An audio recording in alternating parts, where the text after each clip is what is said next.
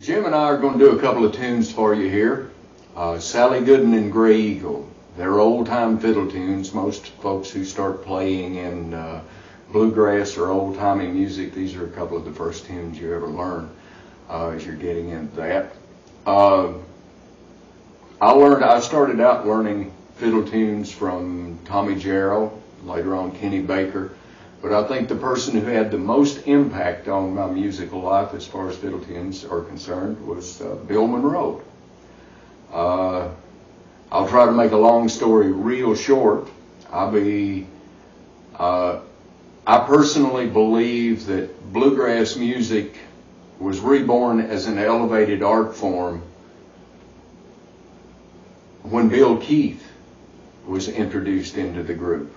His Sailor's Hornpipe set the bluegrass world that I came from in the Carolinas, Virginia, East Tennessee on its ear. He was playing the banjo the way that nobody had ever heard it before in popular music. Not that it hadn't been done before. Carol Best was a melodic player that had been around for years, but then Snuffy Jenkins had been playing a syncopated three-finger roll 20, 30 years before Earl ever came along too. But it just happened that Bill Keith got out there with Bill Monroe, and when he stepped on stage, at the Grand Ole Opry, Roy Acuff and some of the other guys who appreciated old-time fiddle music were just beside themselves with his musical abilities, what he brought to the Grand Ole Opry. Anyhow, Monroe, I think, picked up on that.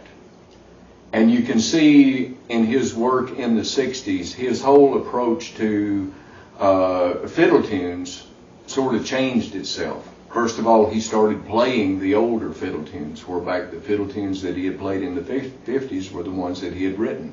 The Stony Lonesomes, Big Mun, Brown County Breakdown, all of these. These were things that he had written. But when the 60s came along, he started going back and resurrecting some of the older tunes. And I think one of the most wonderful examples of that is Dusty Miller off of the Bluegrass Time album that Bill did with Richard Green, Peter Rowan, James Monroe, and Lamar Greer, when that was the version of the Bluegrass Boys that went into the studio. But anyhow, Monroe had a way of interpreting these tunes. He would take a tune such as these we're playing, which is basically a two-part tune. Sally Gooden's got a first and a second part. But Monroe would play those in such a way he would interpret them as a fiddle player did. There was a certain amount of improvisation in it, but he stayed pretty close to the two parts. But he improvised, and in his own inimitable words, you start that tune down there low, and then you work it around the middle here, and then you work it through itself, and then you work it down on the neck, and you get it up there high talking to you, and then you work yourself back around. Well, these two tunes, which were included on my first Rounder album called 40 Years Late, and I understand that album has been recently reissued, these two tunes, these versions of it, are sort of what I learned from Bill Monroe and how I would interpret the Sally Gooden and the Gray Eagle in the style of Bill Monroe. All right, here we go.